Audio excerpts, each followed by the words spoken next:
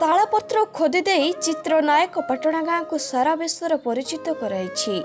हाँ आज्ञा आमे कहवाकू जाऊँ पुरी जिला सदर ब्लॉक नायक पाटणा गाँ कथा। यही नायक पाटणा गाँव मागा नायक निजर कौलिक वृत्ति को खोदी चित्र माध्यम सारा विश्व परिचित कराई।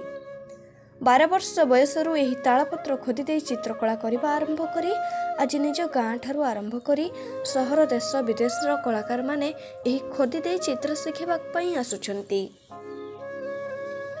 मागा नायक 70 वर्ष बयसर मध्य यही लेखनी मुनरे खोदी चित्र करने सहित एवं भी 30 रु ऊर्ध्व शिक्षार्थी को शिक्षा देउछंती। मागा नायक ठारू शिक्षा ग्रहण करिथिबा कलाकार माने सारा विश्वर परिचित हेबा सहित सम्मानित होउछंती। तालपत्र रे खोदी चित्र पई आज नायक पाटणा ग्राम सारा विश्व परिचित होई परिछि।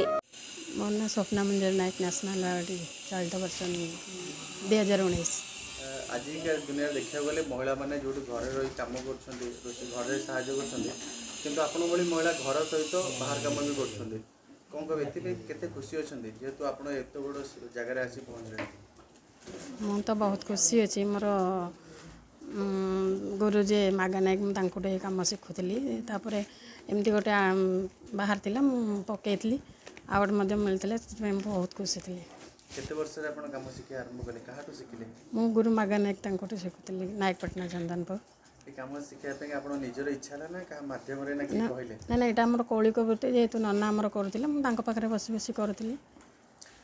आपण देखा गले लोक मैंने चाहूना एसब जिन देखा कि करने क्योंकि आप धैर्य सह आप कौलिक वृत्ति आप परंपरा को बचाई रखिंट आगू भी आप पिला हूँ कि आप शिखेबे कि सब जिन शिख आगू आम कौलिक वृत्ति रोली निश्चित यहाँ आर आगुरी बहुत माने चाहिदा कमी कमी जाऊला कोरोना समय माने आर बिक्री भी बेसी हो बहुत चेष्टा सहित ऑनलाइन किसी काम ये करूँ तापरे चले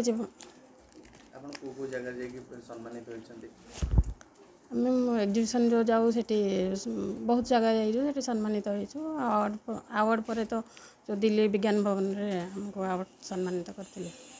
लगुनि सरकार कोठी ना कोठी आपन को अनदेखा करछन? निश्चित सरकार तो एथि किसी माने पाम जो तालपत्र खोदे पथिचित्र किसी ना तथापि आम धैर्य करुँ सरकार आखि पेटिब।